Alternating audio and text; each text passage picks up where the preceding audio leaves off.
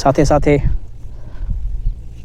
માતાજીને પ્રાર્થના કરીએ કે હે માતાજી, આ વર્ષ અમારા માટે બહુ સુકનવંતું નીવડે એવા આશીર્વાદ દેજેમાં, સારો વરસાદ પડે. આપણે શું આપી શકીએ? દેવાવાળી તો આ છે ધરતી માતા. આપણે તો વાવી નાખીએ, એકમાંથી અનેક ઘણું કરીને આપતી ધરતી માતાથી. આપણે તો એક દિવસ જમાડવા આવ્યા છીએ, પણ આપણા વડીલો પણ કહેતા કે આપણો ખેતર હોય, વાડી હોય, એને શેડે છે ને આંટો મારવાનો. આમાંથી એક કાંકરો ખણીને પણ તમે આમ સમજી લો કે કાંકરો ખણીને પણ પથ્થરો ખણીને પણ તમે અહીંયાથી ખણીને ત્યાં તમારા શેડે મૂકશો ને, તો એનો પણ ઋણ આ ધરતી માતા ચૂકવે છે. એટલે અવશ્ય પોતાની જમીન હોય, ખેતર હોય, ત્યાં અઠવાડિયામાં જ્યારે ટાઈમ મળે ત્યારે આંટો મારવા જવાનું. કારણ કે આપણે વાટ જોતી હોય છે સતત. ચોમાસામાં 4 મહિના તો આપણે ત્યાં હોઈએ જ છીએ. સાથે સાથે તોય પણ આંટો મારવાનો, ભલે દૂર હોય તો આપણી જમીન. કારણ કે આપણે આખા વર્ષનો ધનનો ભંડાર ઊભો કરી દેતી એ માં, એને આપણે કેમ ભૂલી શકીએ?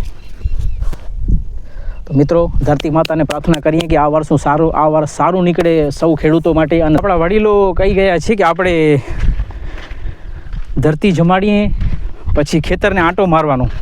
ખેતરને આંટો મારતા એમાં વડીલો એમ કહેતા કે ખેતરમાં જે પડેલા જે આ પથ્થરા હોય ને, આ પથ્થરા પડે છે, આ પાયણા, એ પાયણા પણ આપણે જો અહીંયાથી ખણી અને શેઢે મૂકી દઈએ ને શેઢે, તો એનો પણ ભાર ધરતી માતાને એનો પર ઋણ ચૂકવી દે છે.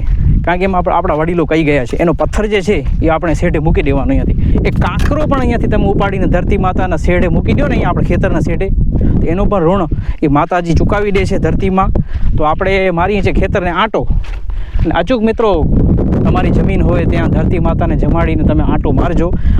તો આપણે શેઢે આંટો જરાક દઈને પછી નીકળીએ ઘર તરફ. છે ગયા વર્ષે ચોમાસામાં બધી વાડ કરેલી હતી, હજી એમને પડી છે, જોઈ શકો છો, તમને બતાવું.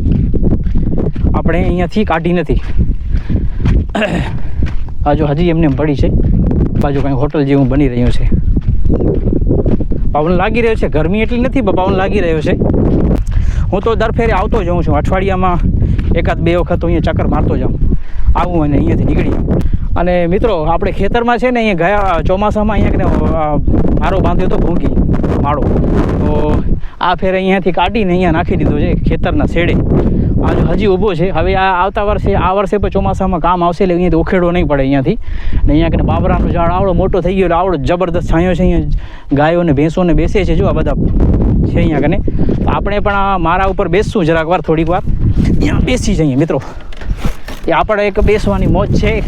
ખેતરે આપણે આ મારો રાખી દીધો છે અત્યારે અકબંધ, હજી અકબંધ પડ્યો છે, ચોમાસામાં કરેલો હતો એટલે. ઉપર આ પતરાની દેશી બનાવટ આપણું ખાટલું જોરદાર બનેલું છે. આ બાજુ મસ્કા, આ બાજુ ખેતર ખેડાઈ ગયો છે.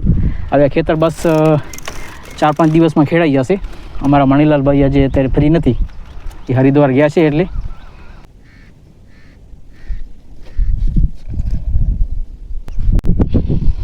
મિત્રો, હવે તો જઈએ ઘર તરફ. અહીંયા દેશી બાવળની પણ પૂજા થઈ ગઈ, ધરતીમાની પૂજા થઈ ગઈ. અને અહીંયા કને આપણા ખેતરની મધ્ય અહીંયા આ એકદમ આપણે શેઢા ઉપર એક નર્મદાની કુંડી આવેલી છે, જે મેં પહેલાં વિડીયોમાં બતાવેલી એકવાર. આ જો કુંડી, હજી હમણાં પાણી બીજી વાર ટેસ્ટિંગ નથી થયું, 3-1 વખત ટેસ્ટિંગ થઈ ગયું છે. આની અંદર પાણી પડ્યો છે. હવે આ બધી જે પાણી પડ્યો તો અહીંયા કને બધા લીલું ઉગી આવ્યું છે. હવે ખેડાવાનું બાકી છે, અહીંયા હજી કામ બાકી છે નર્મદાની કેનાલનું. એમાં આપણે જાણ કરી છે કે અહીંયા તમે અહીંયા નાખી જાજો વાલ. નહીં તો શું છે કે આ બધું પણ એ લોકો જો ચોમાસા પહેલાં આપણે પાણી આપી દે તો સારું કહેવાય. જો આપણે ચોમાસા પહેલાં પાણી આપી દે, આ વર્ષે ભગવાન ન કરીને વરસાદ ઓછું પડે તો આ શું કેનાલું બનેલી છે, એમાંથી પાણી જાય મગફળીના પાકમાં, જે પાક તો કામ આવી જાય. તો ધરતી માતાને પ્રાર્થના, ભગવાન શ્રી પરશુરામને પ્રાર્થના કે આ આવનારું વર્ષ સૌ માટે એક લાભદાયી નીવડે, સૌને ધાનના ભંડાર ભરાઈ રહે અને અનાજના ભંડાર ભરાઈ રહે અને સૌ નિરોગી રહે. જગતનો તાત ખુશ તો સૌ ખુશ રહેશે, એવો ભારતવાસીઓને શુભેચ્છાઓ પરશુરામ જયંતીની. અને ચાલો મિત્રો, તો પછી જય પરશુરામ, જય માતાજી.